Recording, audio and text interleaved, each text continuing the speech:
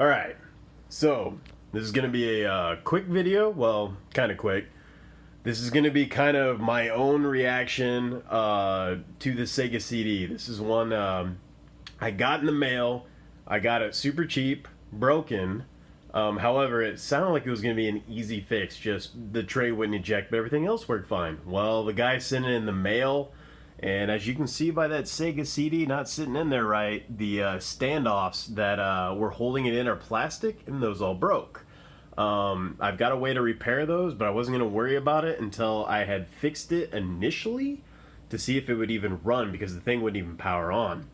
Well, I found out it had a blown up fuse. The ribbon cable inside had been hit by the CD drive, and it was damaged, and I repaired it. I've got another one coming from Poland, I think. But anyway, I was able to get it up and running, and this thing ran actually excellently. And so I decided that I would go ahead and try to recap it and repair anything that was wrong with it. And hello, my cat, Turtles. Hi. Anyway, I was wanting to just try to see if there was anything else wrong with it. Found out there was a lot of things wrong with it. There were quite a few leaky caps, specifically on this daughter board right here. Actually, that's more like the main board, really. There's a daughter board for the I/O stuff in the back. But anyway, got the S&D caps specifically were all pretty much rotten. A lot of them, I can't even believe this thing was actually working, because a lot of those capacitors just couldn't have been holding much of a charge. So I replaced those, replaced all the other caps on this board, the daughter board in the back, and I also went ahead and replaced all the caps on the Sega CD drive, including the almost impossible to get to laser cap, I think it's a 100 UF cap that's on that thing. And I don't even think they sent, like with the cap kits I buy from Console 5, I don't even think they send you that cap because they just don't want you to change it. Well, I was able to get to it, so anyway, this is kind of nerve-wracking. Oh, I changed out the CD. It now has a proper holder. The battery was also dead, so I've got a new battery in there and a new holder that you can just pull the old one out.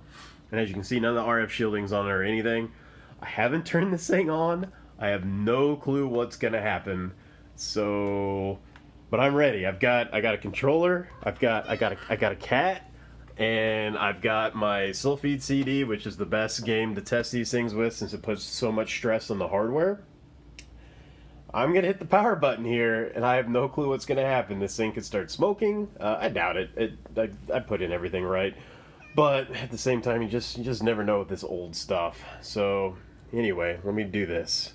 And my PVM, I don't have it hooked up here. I have it hooked up down there. My PVM, that's right in the center of the screen.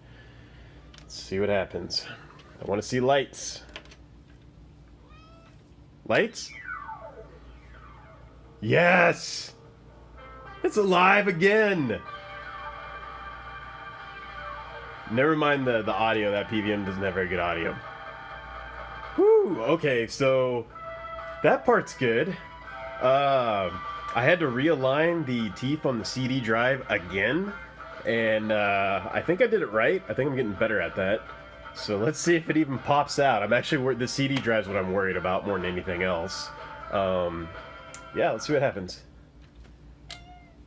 The reset button should kick out the tray. Kicked out. Did you see that, kitty? Yeah, we did it. Okay. All right, so we're gonna put a game in. And before, this thing was actually kicking the tray out randomly. So I have a feeling one of those capacitors I replaced might have fixed that. Alright, so we're going to put Sylpheed in. I actually have a real copy of Sylpheed, but I don't want to ruin it with testing, and this thing should accept burns no problem. Alright, let's see what happens. Well, you're just being excessively cute. Turtle. Hi, fat cat. She's actually only about 7 pounds, so she looks fatter than she is. Alright, so we're gonna hit the start button. Is it gonna spin? I see it spinning. And I see the press the start button, so it's reading something. It sounds good.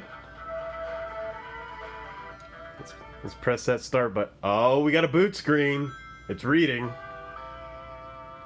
Yes! Now the question is, Will it also play through the entire intro of Sylphied? That is, letting this intro play over and over again is one of the, will actually push your Sega CD pretty hard. Because it's using pretty much all the components in both the Genesis and the CD, and also it's reading directly off of the disc for a lot of stuff it's streaming in. So it puts all kinds of stress on your Sega CD, which makes it the perfect testing game.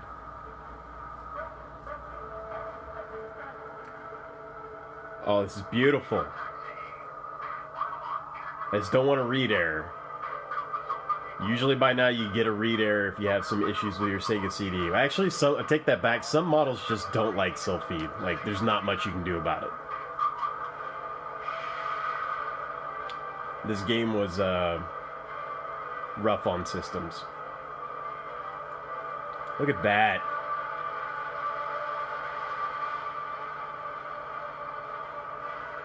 Oh, it ain't pretty, but it's pretty.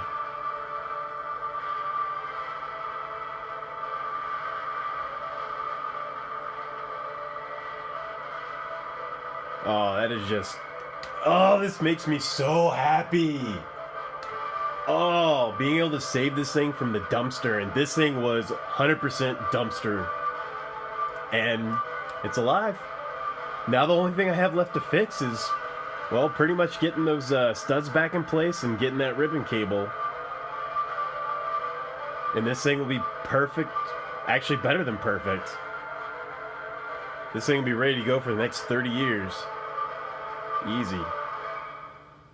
It made it. It did it. Fantastic. Look at that. All right. Well, we did it. I'm so happy. Anyway, I'm going to put this up on YouTube, and I guess probably 2 people ever will ever see this, but thanks for watching. Take care.